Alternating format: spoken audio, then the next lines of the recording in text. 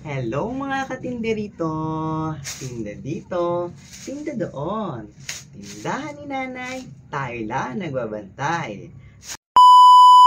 At welcome back sa ating YouTube channel. At ngayon nga ay ipapakita ko sa inyo yung mga naisipan ko o yung mga pinaplano ko noon na ititinda. At ngayon nga ay susubukan na nating itinda dito sa ating tindahan. Dahil nga naisipan kong, matagal ko na kasi talaga guys, mga katindi dito na pinaplanong magtinda ng mga frozen foods. So meron tayo dito mga idol cheese dog. So ayan, isa, dalawa, tatlo, apat, lima, anim, ito, 8, 9, at 10. Dahil bago pa nga lamang tayo sa pagtitinda ng mga frozen food ay ganito na lang muna yung binili natin. Iilan lang muna yung binili natin mga frozen foods dahil susubukan lang muna natin kung magkiklik nga ito dito sa aming lugar. Hindi lamang po mga idol cheese dog ang aking binili. Meron din tayo mga footlong. Ayan. Holiday cheese dog footlong. Dalawa yung binili ko. Kaya naman mga katindi dito natin dyan. Bili na kayo dito sa tindahan ni nanay. Meron na tayo dito mga hotdog, idol cheese dog at footlong. Ayan. Bagay na bagay ito sa inyong mga chikiting. At hindi lamang po ang hotdog o mga footlong ang meron tayo. Meron din tayong bilhin ditong Fantastic Young Pork Tocino. Ayan. Fresh na fresh. Batang bata. So, 1, 2, 3, 4,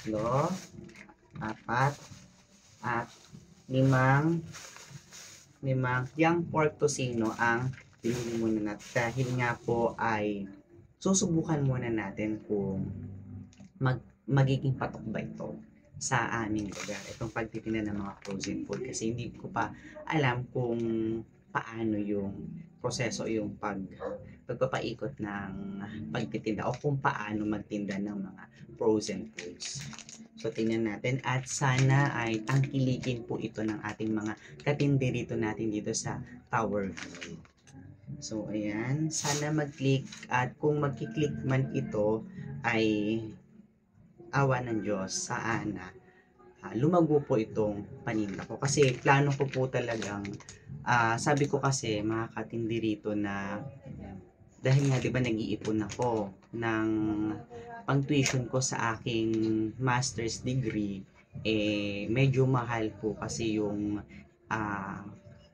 tuition fee ko sa master's degree, dahil nga po ako ay magti-thesis writing na po sa aking master's degree. Sabi ko mag-iipon ako ng pang tuition ko, dahil nga sabi ko nakatenggel lang tong tuition ko, what if pagulungin ko siya hanggang sa umikot yung puhunan ko, yung pera ko, 'di ba? Sana mag-click po at tangkilikin ng ating mga katinderito dito sa aming lugar, para naman hindi lang naka-stuck yung ipon ko, bagkus umiikot siya, at sana lumago yung puhunan ko para makagraduate na rin ako ng aking master's degree.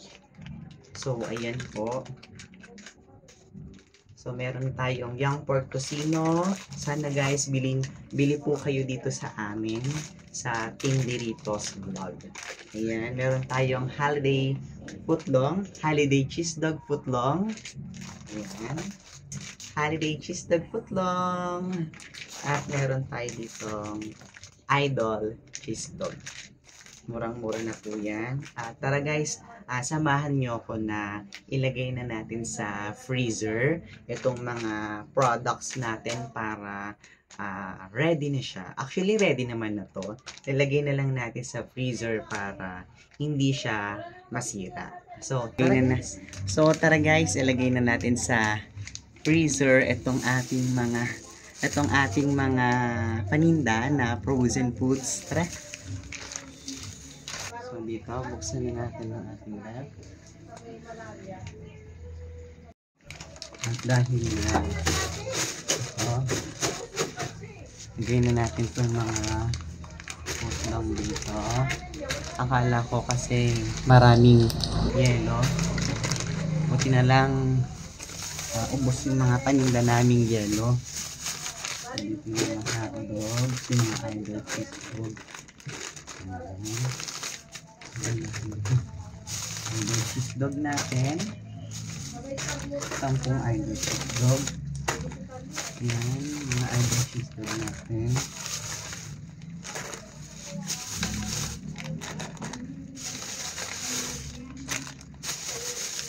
Tapos, yung ating mga young pork kusino.